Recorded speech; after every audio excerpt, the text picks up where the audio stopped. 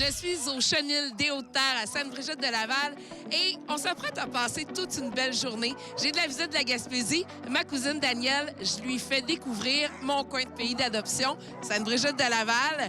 On commence avec une ride de traîneau à chien. OK. C'est cool!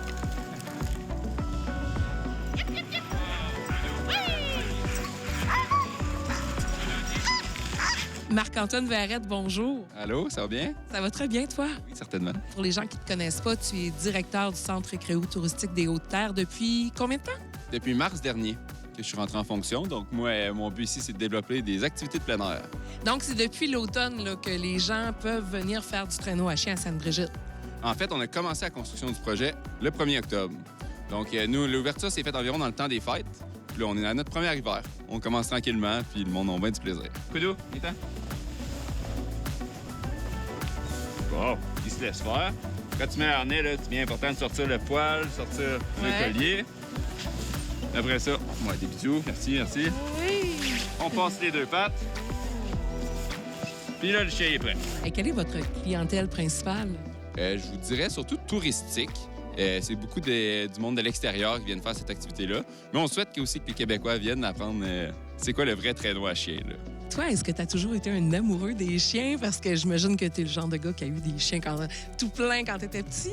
Non, en fait, moi, j'ai jamais eu de chien quand j'étais jeune, puisque mes parents, ils étaient très allergiques aux chiens. Fait que j'ai jamais pu en avoir, mais j'ai tout le temps fait beaucoup de plein air. Puis quand j'ai grandi un peu, ben là, j'ai réussi à avoir mes premiers chiens. Marc-Antoine, la première chose que j'ai remarqué, tu as une connexion incroyable avec tes chiens. On voit que tu les aimes et que c'est réciproque et qu'ils sont bien traités. Donc, moi, ça me rassure puis ça me donne encore plus envie de venir faire du traîneau à chien. Est-ce que le côté éthique, justement, c'est quelque chose d'important pour votre projet? Oui, exact. C'est un sport qui a été un peu... pas toujours fait des bonnes façons, éthiquement et tout. On aime nos chiens, c'est vraiment notre priorité. Nos décisions sont tout le temps prises par rapport au bien-être des chiens. Puis, on peut quand même faire du traîneau avec des chiens de façon éthique, là. Marie-Ève Drouin, salut! Bonjour! Je suis super contente d'être là, vraiment. On a fait une belle ride de traîneau à chien. Moi, c'était pas ma première fois. J'en avais déjà fait un peu là, dans ma jeunesse, mais j'ai pas fait ça souvent. Toi, on peut dire que t'en as fait vraiment souvent. T'en fais depuis combien de temps? Moi, ça fait 28 ans déjà que je suis dans le monde du chien de traîneau.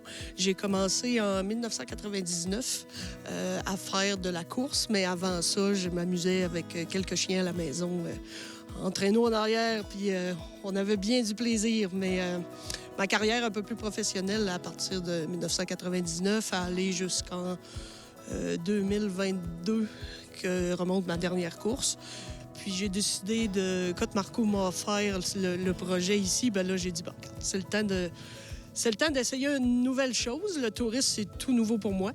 Puis j'avoue que le petit contact humain avec les gens, ça fait vraiment différent que d'entraîner pour les courses où ce qu'on voit personne. Dernière question, c'est quelle race les chiens?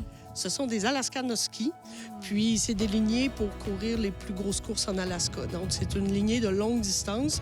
C'est pour ça qu'ils sont très bien adaptés aux conditions qu'on a ici, parce que c'est des chiens vraiment travaillants. Ils ont beaucoup d'endurance.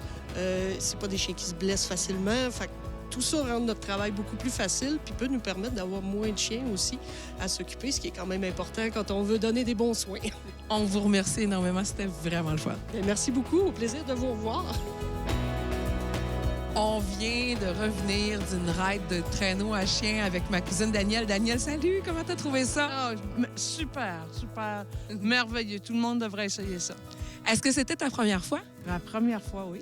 Wow! Aujourd'hui, je me suis donné comme mission de te faire découvrir mon petit coin de pays d'adoption parce qu'on vient toutes les deux de la Gaspésie, mais moi, Sainte-Brigitte-de-Laval, j'aime beaucoup. C'est le fun. Là, on a fait du traîneau à chien, mais j'ai d'autres belles surprises pour toi, là. Oh, j'ai hâte. Regarde à ta droite, là. Oh, après-midi, on essaye de ça? Ben oui, on va essayer ça, certain. Mais moi, le traîneau à chien, là, ça m'a ouvert l'appétit. As-tu faim? Oui, beaucoup. Ben, on va aller faire un petit tour au pub. Ici, ça, c'est le pub, le sommet. C'est au sommet de la montagne, bien entendu. Un petit lunch puis une petite bière. Yes, madame. On y va. Ça va être bon de manger. Le plein air, ça ouvre l'appétit. Une bonne bière bien fraîche aussi. Je suis en compagnie de Clermont-Vallée. Clermont-Vallée, on pourrait dire que tu as quand même une tête à chapeau parce que tu en as plusieurs ici. Je te dis-tu parce qu'on se connaît. C'est pas la première fois d'ailleurs que je t'interviewe. J'aimerais savoir, Clermont, tu es un gars de Sainte-Brigitte-de-Laval, tu es natif d'ici, tu es quelqu'un de très impliqué. Tout le monde connaît Clermont à Sainte-Brigitte. Qu'est-ce qui t'a poussé à aller de l'avant avec ce projet-là? Ça te tenait à cœur que ça bouge un peu plus à Sainte-Brigitte, qu'on a un endroit pour se rassembler? Oui, bien, disons qu'avec lorsque j'ai fait l'acquisition de tout le secteur ici, je trouvais que c'était merveilleux. Puis ce projet-là, ça fait au moins 10-15 ans qu'on y pense à le faire. C'est très long à monter, bien sûr. Mais étant natif d'ici, comme vous le dites, là, la ville me tenait à cœur. Puis de faire bouger les gens de la place, puis d'amener une attrait à Sainte-Brigitte. C'était notre conviction là, de réaliser ce beau projet.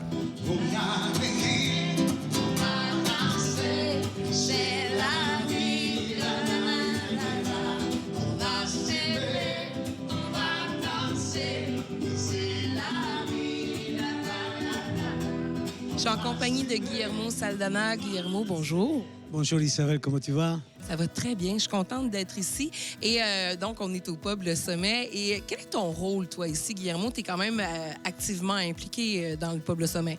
Oui, depuis le lancement du sommet, j'ai commencé à faire la direction ici artistique, marketing et stratégie d'affaires, parce que je trouve que c'est un endroit magnifique pour faire des projets. Je pense qu'on va aboutir dans un projet très, très bientôt, le monde va connaître, au niveau touristique aussi. Alors, vraiment, c'est un endroit paradisiaque. Québec, c'est beau, mais ici, Sainte-Brigitte, c'est incroyable. Donc, là, moi, tu me connais, je veux des scoops. Là, tu as ouvert une porte que tu ne pourras pas refermer. Tu parles de projets, on peut penser à quoi? C'est quoi les projets qui s'en viennent à Sainte-Brigitte-de-Laval? J'espère qu'en été, on va avoir plusieurs activités extérieures aussi et des scènes extérieures avec des festivals, avec des productions, avec plein de monde qui vont pouvoir venir voir et surtout inviter les gens locaux et les gens qui viennent à visiter le Québec. Je suis avec Patricia Desmeules. Patricia, tu es directrice des opérations ici. Bien sûr, on se connaît. J'aime bien venir au Pub Le Sommet. J'y joue d'ailleurs de temps en temps. L'ambiance est vraiment cosy. Là, on a le petit feu de foyer à l'arrière, les divans, c'est le fun et on mange bien. Parle-nous un peu de votre menu que vous avez élaboré. Là. Ça ressemble à quoi? Oui, dans le fond, on a un menu quand même diversifié, je dirais, mais ça reste un menu bistrot-pub. Parle-nous de la cloche quand même avant de terminer. Ah, ben écoute, la cloche, on devient, écoute, les soirées, ça devient des soirées festives où ce que, en gros, respect, tout est super plaisant. Mais oui, la cloche, écoutez, ça veut dire tournée de shooter. Fait que quand on entend la cloche sonner à quelques reprises dans la soirée, ça veut dire que c'est une bonne soirée. Oh. Bien, écoutez, moi, j'aimerais ça aller sonner la cloche. Patricia, on y va?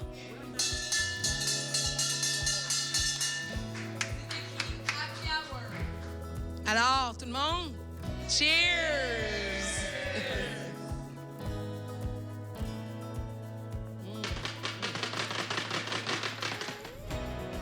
Daniel, un petit mot pour la fin?